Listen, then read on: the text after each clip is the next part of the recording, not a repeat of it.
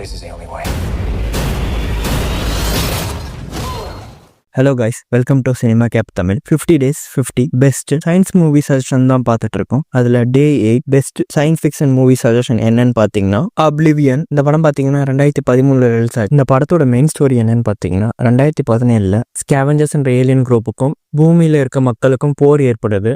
இந்த ஸ்கேவெஞ்சர்ஸ் என்ற alien group வந்து அவங்க வாழ்ந்த கிரகம் அழிஞ்சதுனால வேற கிரகத்தில் குடிபெயரணும்னு சொல்லிட்டு பூமியை தாக்குறாங்க. அதில் வந்து பூமி மிகவும் சேதமடையுது. அது மட்டும் இல்லாமல் நிலா அழிஞ்சிருது. ஆனால் ஹியூமன்ஸ் வந்து எப்படியோ நியூக்ளியர் வெப்பன் யூஸ் பண்ணி இந்த போரில் வின் பண்ணிடுறாங்க. நியூக்ளியர் வெப்பன் யூஸ் பண்ணதுனால பூமி வாழ முடியாத இடமா மாறிடுது. அதுக்கப்புறம் ஒரு 60 years டைம் பீரியட்ல பார்த்தீங்கன்னா ஹியூமனிட்டி ரேஸே வந்து சாட்டன்ல உள்ள ஒரு ஒன் ஆஃப் த மூன்ல குடிபெயர்றாங்க. அப்போ நம்ம ஹீரோ மட்டும் ஒரு மிஷன்ல இருப்பாரு. நம்ம ஹீரோவும் இந்த மிஷனை முடிச்சுட்டு சாட்டன்ல உள்ள டைட்டன் மூணுக்கு கிளம்ப போறாரு 2 வாரத்துல. நம்ம ஹீரோ பாத்தீங்கன்னா டெக்னீஷியனா இங்க ஒர்க் பண்ணிட்டு இருக்காரு. அவங்க கூட கம்யூனிகேஷன் ஆஃபீஸர் விக்டோரியா இருக்காங்க. அதாவது நம்ம ஹீரோட வேலை என்னன்னு பாத்தீங்கன்னா ஹைட்ரோரிக்ஸ் இருக்கும். அதுதான் வந்து சீ வாட்டர் வந்து ஃபியூஷன் எனர்ஜியா மாத்தும். அந்த ஃபியூஷன் எனர்ஜியை வச்சுதான் டெட்ன்ற ஒரு லாஸ்ட் ஸ்பேஸ் ஷிப் வந்து எர்த் ஆர்பிட்ல இருக்கும். அந்த டெட்ன்ற ஸ்பேஸ் ஷிப் தான் சாட்டனுக்கு கொண்டு போற ஸ்பேஸ் ஷிப். அதுக்கான எனர்ஜி சோர்ஸை தான் இவங்க ரெடி பண்ணிட்டு இருக்காங்க. இதை மெயின்டைன் பண்ற வேலையில தான் நம்ம ஹீரோ இருக்காரு. நம்ம ஹீரோக்கு பாத்தீங்கன்னா ஒரு கனவுல ஒரு பொண்ணு தெரிஞ்சுக்கிட்டே இருப்பா. அது வந்து கனவு மாதிரியே இருக்காது, ஏதோ பழைய ஞாபகங்கள் மாதிரி இருக்கும்.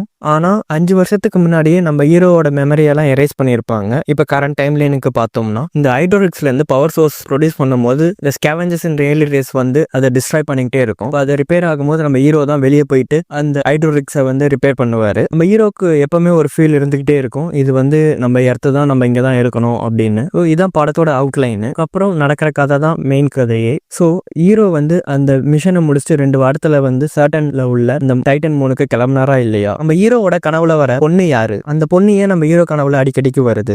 அதுக்கப்புறம் இந்த எர்த்து உண்மையாவே டிஸ்ட்ரக்ஷன் ஆச்சா? அதுல உள்ள மர்மங்கள் என்ன, சூழ்ச்சிகள் என்ன அப்படின்றதெல்லாம் நீங்க படம் பார்க்க பார்க்க உங்களுக்கு ரொம்ப இன்ட்ரெஸ்டிங்கா ஸ்டோரி லைன் போகும்.